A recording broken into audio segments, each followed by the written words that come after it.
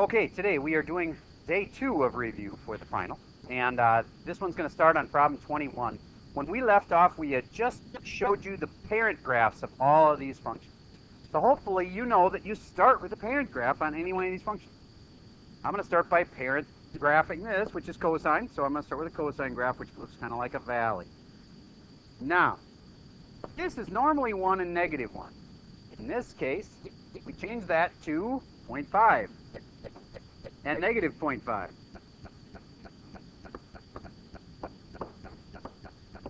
Okay, why? Because it's the amplitude, and the amplitude is this distance from the middle up. So instead of being an amplitude of 1, which is what it used to be, now this is amplitude of 0.5. All right, next thing is we have this is 2 pi, and this is pi, and this is pi over 2, no, yeah, pi over 2, and this is 3 pi over 2. That's the original starting numbers. How should we change it? Based on that little number. So you go the formula, which you should have memorized, which is period is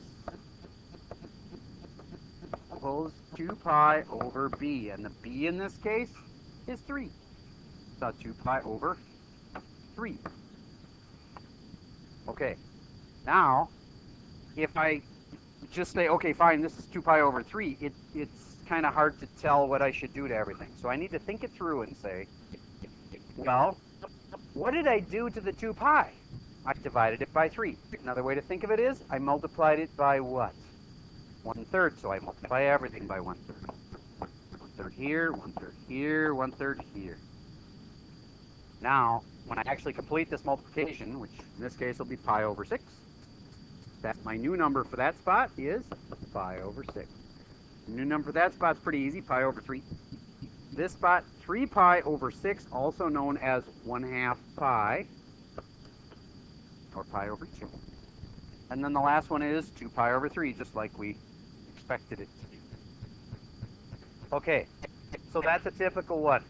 How about a negative? If you have a negative in front, remember high-vo. Horizontal on inside, there's nothing, well, there is a horizontal shrink on this one, but anyway, nothing flip, there's no reflection horizontally, but there's a vertical on the outside. There's a vertical flip.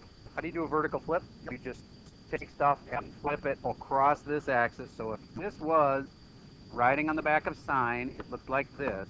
Now we got to flip it, and this u will flip down and be down here now instead. And this u that was down here will flip and be up here instead. And then the asymptotes, once you have the two u's, it's pretty easy to tell where the asymptotes run. They just run on all sides of it like that. Okay, then, how about the numbering? Well, this is normally 2 pi and pi, and I encourage you to always just have all 4 original numbers in there, and then change them based on 2 pi over b. Period. 2 pi over b, the b in this case is 3, that's 2 pi over 3. So, I'm going to go with 2 pi over 3. That means this is divided by 3. So, this m, what should I do to everything? Not 2/3, because I didn't multiply this by 2/3. What did I multiply that by? I divided by 3, or multiply by 1/3. There you go. 1/3 on each of them. And the numbers are coming out very, well, similar to last time. 1/6 pi over 3. 3 pi over 6, which is, yeah, it's the same as last time. All right. So, that's graphing the period of the function. Let's move to the next section, which has graph paper. And why? Because we're doing logs and exponentials in there. This kind. Now, just so you know how the test is divided up, problems 1 through 20 are logs and exponents on the final. Okay, so when you start the final, you're going to be saying, man, this is pretty easy. Because the first 20 questions are logs and exponents, which don't have any trig in them, and most of you like logs and exponents a lot better than trig. At least your scores are a lot higher. Okay, then when you hit the next part of the final, that's all the trig. Okay, that means problems about 20 through about 50 or something, about 30 questions or so, 33, whatever, of trig. Yes. When will the cumulative scores are done? If you want to ask me today when we're done, I'll be glad to tell you how you did. All right. So back to graph. Yes. Yeah. Yeah, there's some graphing. Like this is graphing of logs. So that would be in the first 20 questions. If it's logs or exponents, it's in the first 20. Yes. Not 50, but like 55-ish, something like that. Okay. And it is 2 hours. And it is Marzano style. And about half of it's multiple choice. Which doesn't necessarily mean it's easy, but I think we all know that to some extent it's easier. Multiple choice. All depends on how hard you make the test. But I think that the multiple choice aren't like made to be incredibly difficult. You want to make them incredibly difficult, what you do is you add a none of the above to every problem. So you don't know if the answer's there or not. And you put all the common mistake answers in there. And you make the other little section where it's like A and B, or B and C, neither B nor C. No, we didn't do that. I'm just saying you can make multiple choice like it's saying. Good. That'll be good. All right. So I'm going to go through number 22A with you. Just a quick reminder. I'm hoping these are fairly fresh in your mind, but I hope you know that log graphs kind of look like that, like a tree blown over in the wind. That means there's an asymptote running right there. And then which way did this guy get moved? Focus on this, please. Which way did this guy get moved? Left 1. So the asymptote moves over and everything moves over. And do you need some defined points on these? Oh, yes, you do. You need to have 2 nice, clear points. That's one of them. So I need at least one more. Well, I'm going to make an X alpha and XY chart. And if I were you, I would rewrite this as log base E. One of my pieces of advice is if they ever don't say the base, you should rewrite it with the base. Log base E, x plus 1. And then I suggested that you take these and you try to make the argument come out to either be 1, because if you won the argument, you get 0 for an answer, and that's a nice one. Or we can make it the same as the base, which is in this case E. And E is about 2.7. So I'm going to show you exactly what I do. I say x plus 1, I want it to equal 1. That's making the argument 1. And then I'm going to say x plus 1, I want it to equal 2.7, because then it'll be basically E. And then I just solve those two, and it tells me what x is to. X plus 1, so minus 1, minus 1, I should put in x equals 0. And watch, when I put in a 0 right here, magically, my argument becomes 1. Right, so I'm putting in a 0, and when the argument becomes 1, you've won the argument, you get 0. 0, comma 0, that's the point we already knew. Yay, now we got to get one more point. So then, that's the other one here. I set up, so inside here is this, had to be equal to 2.7, so it's basically equaling E. So now I subtract 1, and I get x must be 1.7. And if I put in 1.7, this becomes 1.7 plus 1, which is 2.7. And now this matches this. They're about the same, so it's 1. 1.7 comma 1. 1.7 up 1. Looks like I didn't go sharp enough on my turn. So now I know better to make my graph more like that.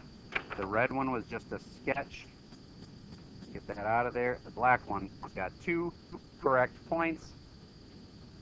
And it's got generally the right curve going on. And it's got the asymptote in the right spot.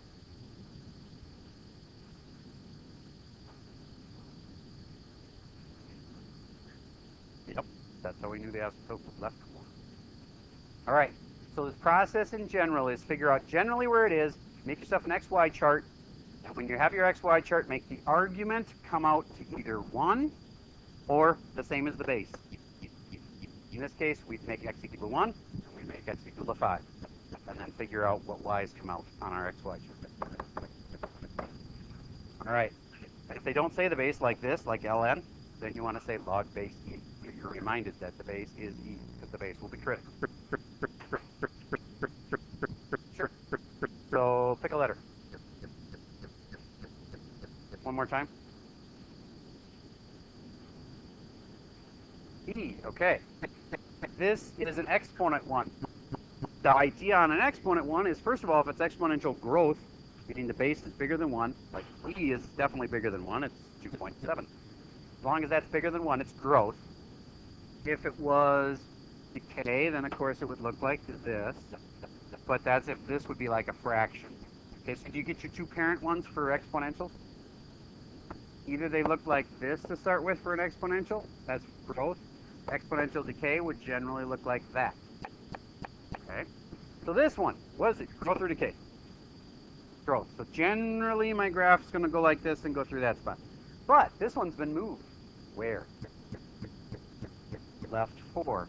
So I go grab this and I move it 1, 2, 3, 4 spots left.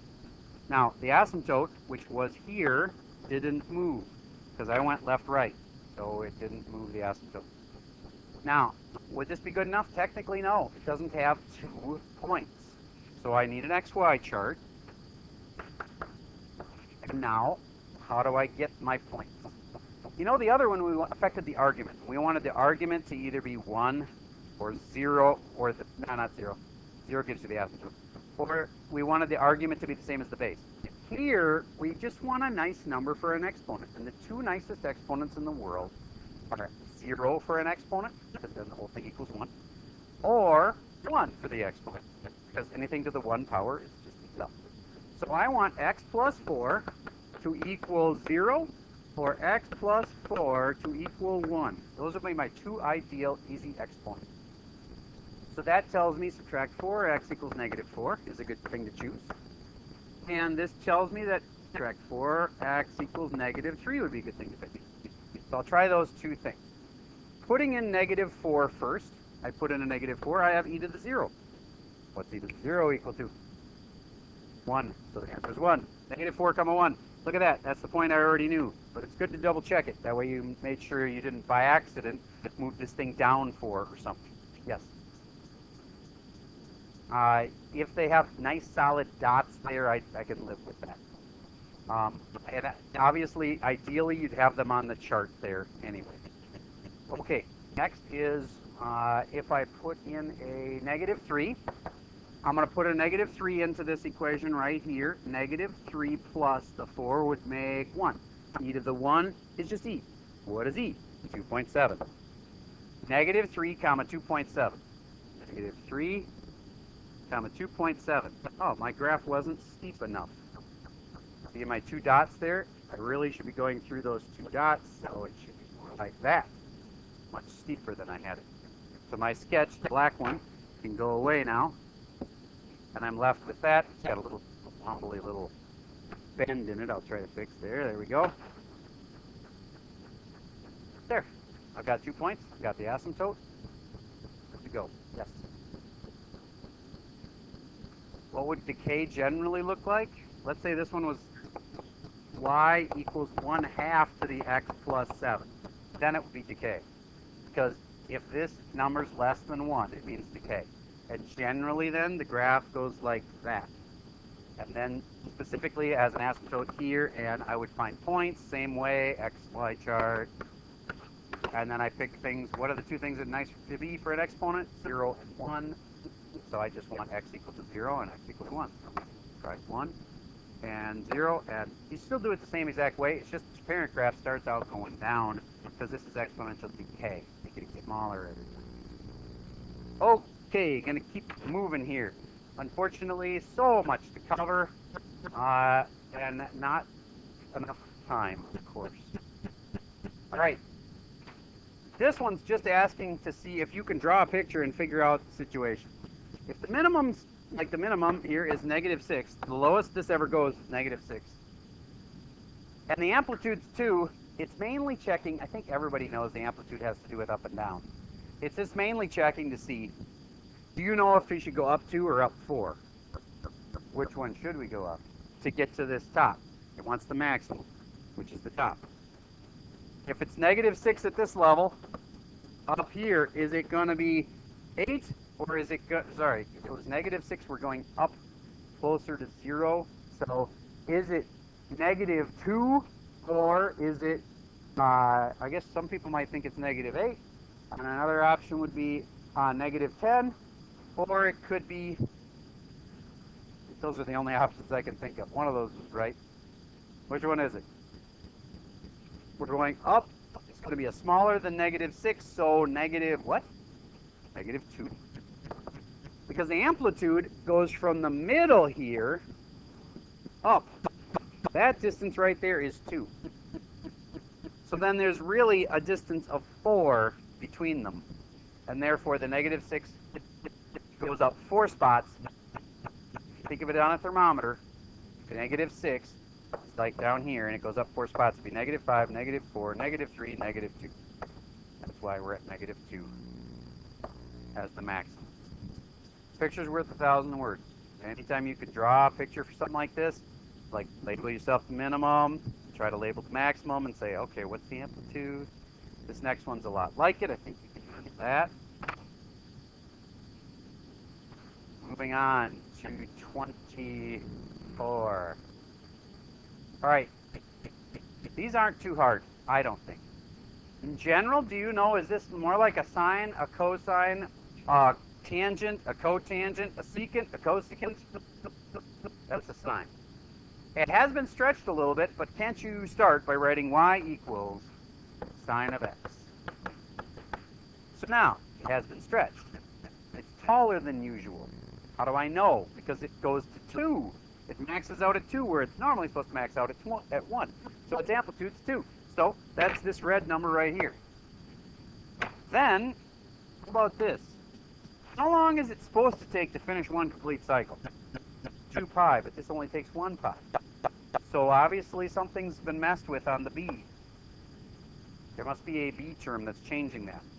So I know that this isn't automatically like, I don't instantly look at it and go, oh, I know the answer. I have to write down the equation. Period equals 2 pi over b. And I don't know b. But what do I know?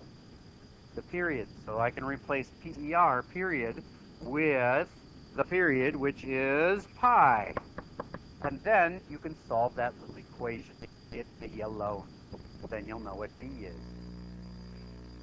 So you start by multiplying by p on both sides, then you divide by pi on both sides, and then you'll get a nice simple little number. B is equal to whatever. You have to be able to solve that one yourself. Give you a second. Okay, I'm back. And I would hope you could solve this thing. We taught you to clear fractions by multiplying by the denominator.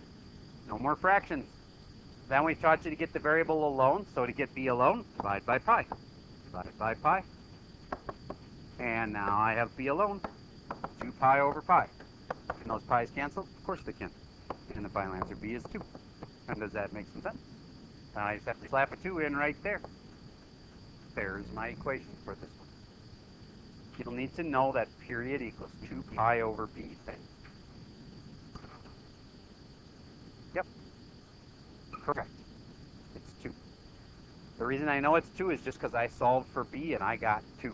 B is 2. This is not like the other kind where you have to kind of flip them over. We solved for b. We got it just numerically and it came out to 2. All right. John? Yes. Look at C with 2. Okay. All right. That is not a log. Or no, wait, excuse me. That is not an exponential. That's a log. Do you know the general one for log? What's the general equation for log? Log x. Okay. And that would be base what? I would always write your bases if I were you. Now, is that really log base 10 of x? Well, we'll have to find some points on it and see. Would you agree it's not the normal log because it's been shifted? Doesn't it look like it's been moved to the right from normal? Okay, how far to the right? We used to have an asymptote here. Would you agree it looks like it's shifted over? Hard to tell, but I think it's meant to be shifted over 3 to the right. I don't think it's really supposed to be touching here, but I think they're supposed to say get infinitely close to that. So it looks to me like it went 3 to the right, so that's inside here with the x. 3 to the right minus 3. Now, is it base 10 or not? Well, I can figure that out. Here's a point that's on the graph. Right. That looks like it hits perfect right there. And that's 10, comma 2. If I put in a 10 here, I'm supposed to get an answer of 2. 10 minus 3 is 7. That didn't work. Okay, so it's not a base 10. Otherwise, when I put in 10 comma 2, this point right here, 10 comma 2, and I put in 10, it should have equaled 2. It didn't. So here's what I should be thinking. Okay, I've got to make a little equation where I don't know what this thing is right here.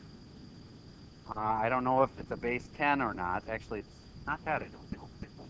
I do know that.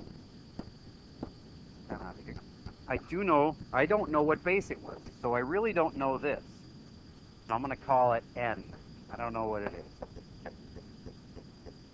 Then, when I put in the point x is 10 and y is 2, it better work out. So I go 10 goes here, 2 goes here, and I got to use n here to figure out this spot. I don't think we would do anything this hard on the test, but it can be done. Now I have to do a rewrite. N to the second equals 10 minus 3, which is 7. N to the second equals 7. Did I just did there? N to the second equals 10 minus 3 is 7. So then, what does n gotta be? Square root of 7. Whew! Nasty. I wonder if the square root of 7 comes out to about 2.7. And maybe that... Somebody with a calculator, figure out what square root of 7 is. What? So are you saying n is e? Okay, I gotcha. Somebody just tell me the square root of 7. 2.65. I bet that's supposed to be 2.7. I know we're off, but you know, can you get that this may have been actually like over here slightly? So that's log base e. Ah, so you're saying that it might really have hit here? Okay. So this is a factor of this graph being off a little bit, but bottom line is we figured out the base would have to be e. So it's not log base 10, it's log base e. That was way tougher than average. Don't worry, your graphing ones aren't going to be that hard. But e to the second has got to equal about 7. It does about equal 7. Okay, so let's move on. Back to this one just in case it freaks people out sometimes. Sine, cosine, or tangent? Well, how about this? You get it's riding on the back of the sister function. Which sister function has a peak right there? Cosine. Because sine goes through this spot right here. Okay? And sine has a peak like later. So this one must be based on cosine. So then you say to yourself, gotta be cosine. It's just gotta be stretched a little bit. Oh, wait a minute. It's riding on cosine, so it's not cosine. What is it? Secant. Okay. So it's secant, but then the question is there a number here or there? And it looks to me like it's not going as high as normal. Normal would be 1. This is going up to 3. It's 3 times taller than normal, so we got that part. And then, has it been stretched this way? Well, it's completing a full period between negative 2 pi and positive 2 pi. It's finished one period. Think for just a second.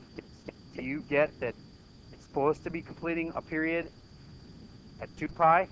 And how long did it actually take? 4 pi. This distance is 4 pi. So I go to my little formula. The period is supposed to be 2 pi over b. I don't know the b term. That's what I'm trying to figure out here, see? And I'm going to stick in the period, which I do know. I just figured out the period's 4 pi.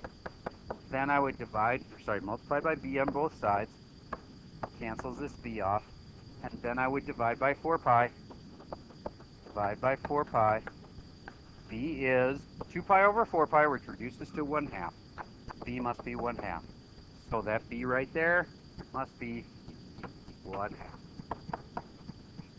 That's the hard part of graphing.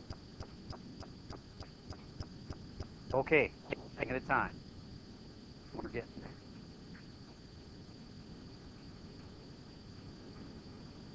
Let's move to 25. Domain and range. We haven't talked about those in forever. Okay, number 25. I will answer individual questions later. I want to keep moving through the packet a little bit longer, though. Got to keep moving, otherwise we'll have too much to cover in the last couple days. Just so you know, I'm going to pause for a second and tell the schedule for 6th hour here. All right, so got the schedule explained. Let's talk about number 25. Domain is left to right. Again, picture's worth 1,000 words. If I kind of have a sketch of these, domain and range is so much easier. So the log is kind of a tree blown over the wind kind of thing.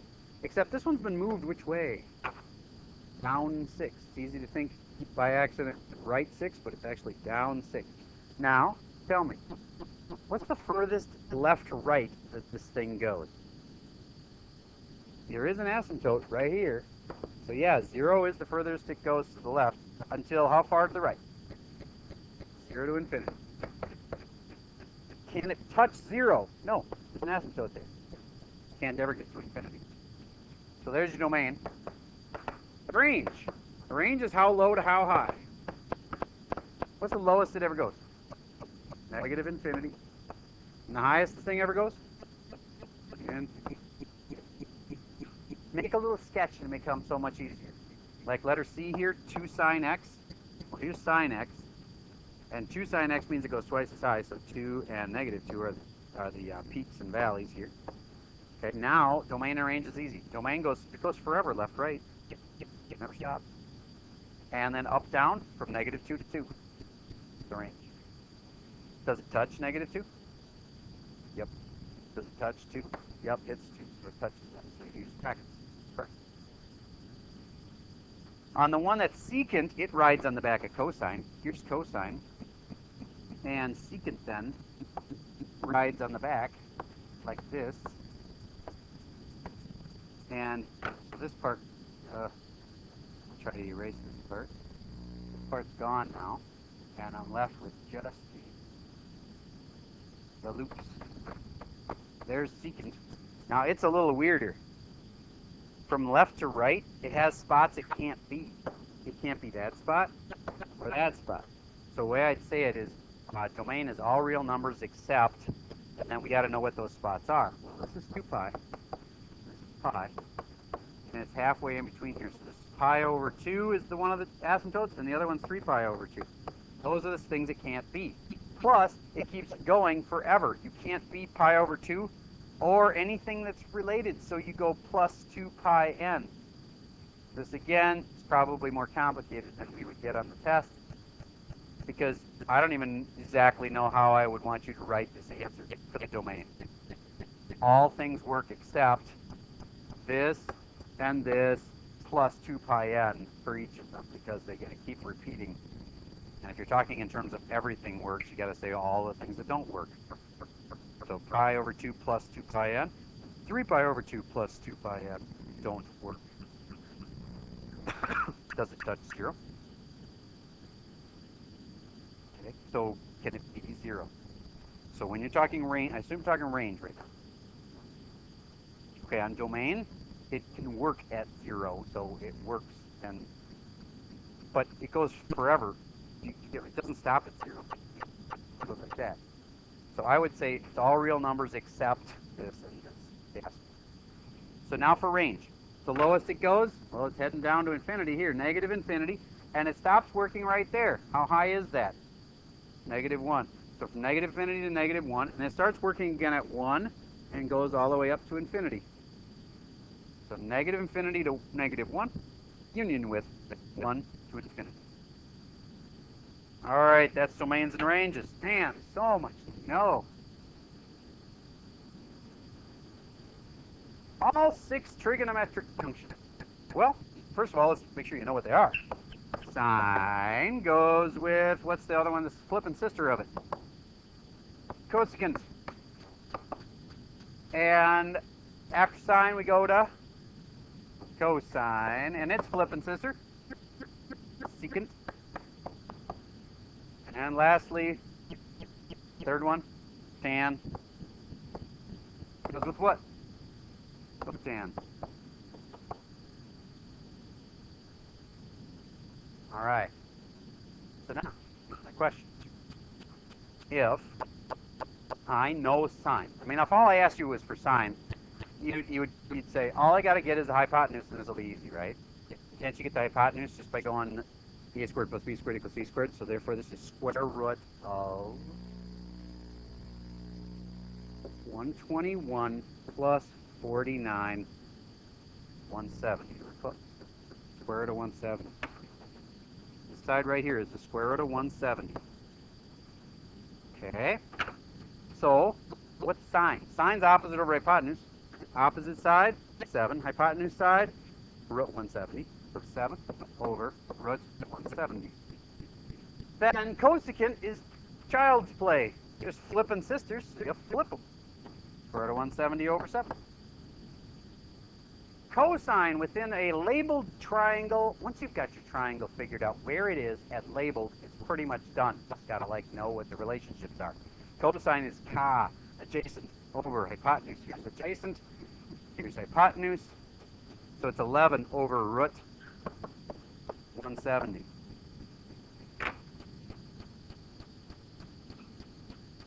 Okay, I think you get the idea. And the secant will just be flipping sisters. So you flip it over. Tangent top is adjacent. We already had that from the beginning. 7 over 11. Okay. Next time.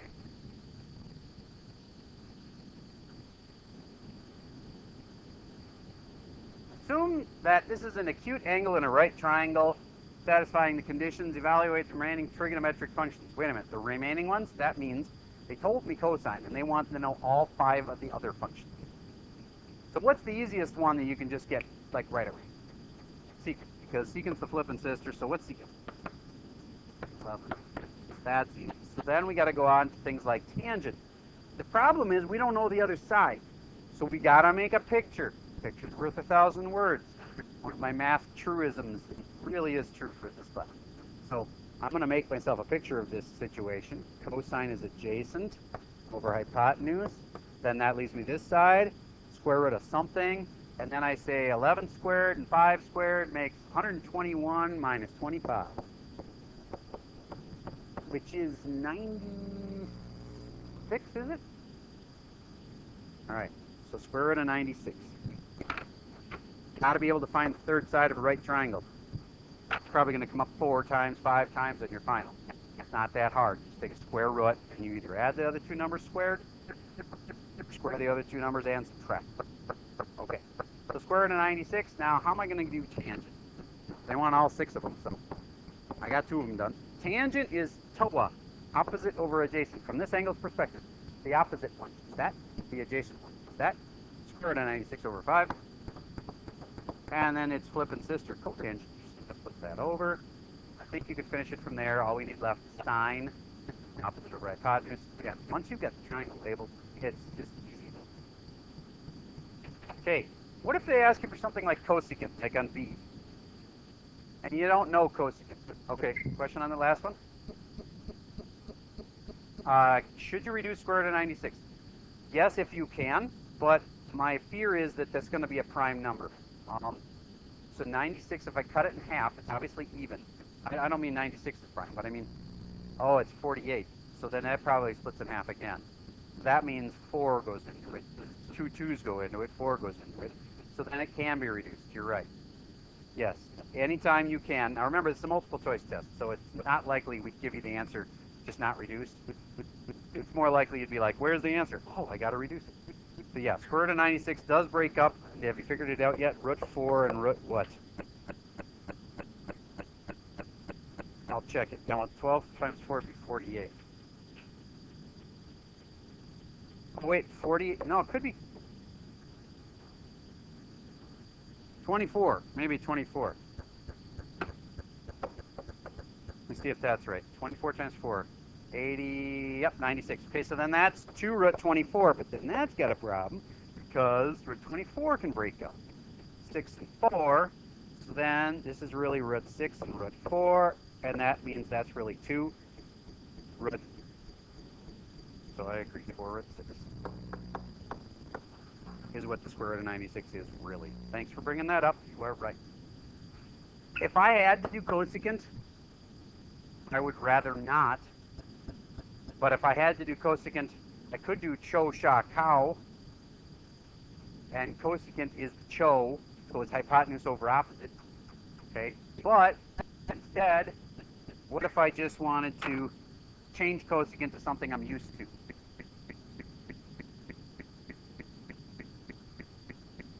Do you get that if I change cosecant, if I just simply change it to sine, it can't be the right answer? Because cosecant and sine aren't the same thing. Right. So, cosecant of pi over 3. Well, let's first draw a picture of the situation. So, pi over 3. Remember what that one is? Is that a 30, 60, or 90? That's a 60. Okay, so let me draw it like this and say, okay, there's a 60-degree angle. There's pi over 3. That distance right there is pi over 3. 1/3 of a pi. You with me so far? Okay. So what do we want to know about it? Basically, if it's a 60, then this is a 30, and I know all the sides automatically. What's 30, 60, 90? Well, this is a 1, this is a 2, and this is the square root of 3. Now do you get this as a side ratio? So cosecant, I really would rather not do cosecant, but I could do sine and then flip it. So I'm going to do sine within this triangle. Sine's opposite over hypotenuse. Here's opposite, here's hypotenuse. So root 3 over 2 would be tragically wrong because we were really close, but you just figured out sine. So what do? Flip it. 2 over square root of 3. There's your answer, not your answer.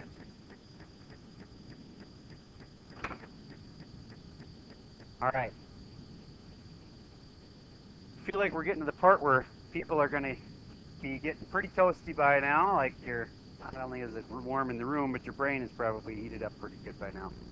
I do want to talk about one more thing. But this is the last. Actually, sorry, we've got to get to one more topic after this. Okay. If you get that this is really a triangle, when they give you a point, they're giving you a triangle, then all you have to try to remember is that by giving you a point, they gave you two sides. The x here of 3, the x is 3, the y is -5. See, that's a triangle with two sides. Now, I just need to find the 6 functions. So sine of that angle, cosine of that angle, tangent of that angle, and all the sister functions. But I don't have all 3 sides. So once again, I said they'd probably be like 4 times on the test. We have to find the third side of a right triangle. So let's find it. Square root of 5 squared and 3 squared. And do I add them or do I subtract them? Add them. 3 squared is 9. 5 squared is 25. 25 and 9. 34. Root 34. If I split that in half, it is 17? Yeah, I think. Yes. Therefore, 17 and 2, that's not a nice one. It won't. This one won't simplify. We have to leave it as root 34. So then, this is my reference angle. Sine of that angle is opposite over hypotenuse. Here's opposite, here's hypotenuse. -5 over root 34. How many times have we had to draw a picture? And of those times we drew a picture, wasn't it almost always triangles? But you're going to draw lots of triangles if you're doing a good job with this test. All right, and now for the last concept, we actually covered number 30 on a different one. That's the kind where if cotangent is positive, you go, oh, that's like saying tangent's positive. So all students take tangent's positive, can't be here. Now you know where your two triangles must be. And then you can go from there. Anyway, here's the last thing, inverse trig. Do you remember I told you that you could probably make a list of things you could study the night before, or obviously a little bit every night would be great. Here's another thing to memorize. On inverse trig, we have this little picture. They are only allowed in certain places. Like this problem is inverse sine. I right away know 2 quadrants it can't be in and 2 it can be in. You have to have that memorized too. Inverse sine goes like this. Notice it's touching the endpoint. inverse sine problems are allowed in those two quadrants. Do you remember the other two? What's this one? And I'm making it touch the endpoints again. Inverse cos. And the last one, tangent. And does it touch? No, because tangent gets really close but cannot touch because those will be asymptotes for it.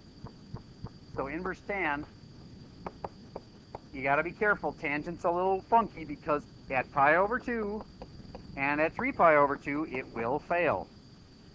So you have to watch for that.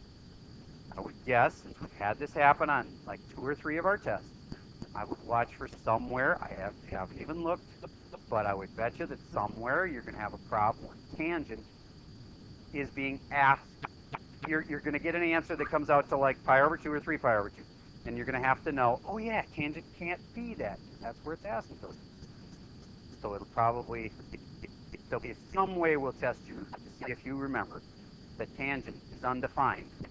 Pi over 2 and 3 pi over 2. So that's why I didn't let this little arc here touch those lines. You got close, but not touching. Okay, so there's another little chart to have memorized. Now let's use that chart on problem 32. 32A.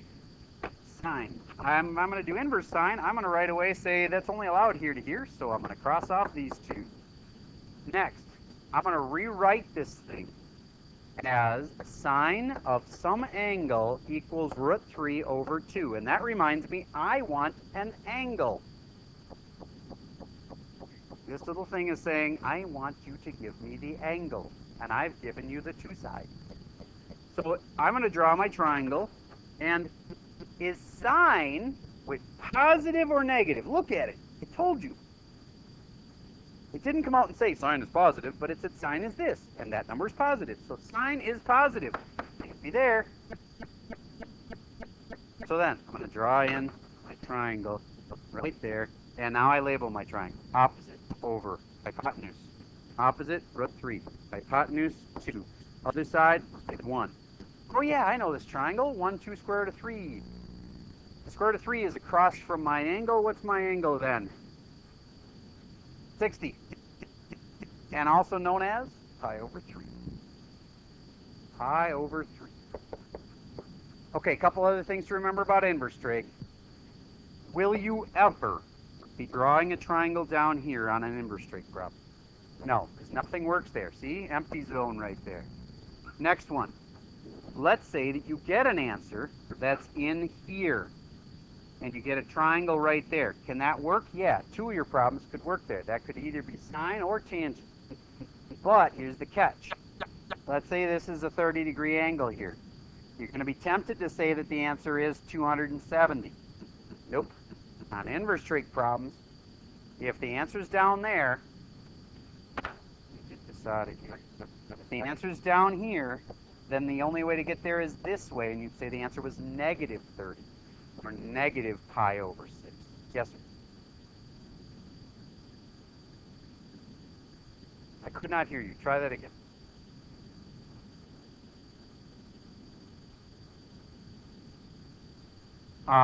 You are correct. That is, you can't really argue that it's 3 pi over 2 because it is 3 pi over 2. But in the context of inverse trig, do you remember what okay, I should go back to why I was saying 3 pi over 2. Do you get on tangent? Tangent's got asymptotes here and here, and another one over here, and it keeps going forever, right? Tangent does have failures at pi over 2 and 3 pi over 2. Yes, tangent also will fail at negative pi over 2, but you're never going to get that as an answer for one of the other ones, and therefore you couldn't have the situation where tangent crash at negative pi over 2 because you wouldn't have ever had negative pi over 2 as an answer. Okay, but back to, in the context of inverse trig, yes, this 3 pi over 2 is negative pi over 2. They're like the same thing. They're not the same thing, but they are, they're going to have the same effect. They're going to cause tangent to not work. Okay, that covers a lot of stuff. And we will continue from there on Monday. And that's all I have for you for today.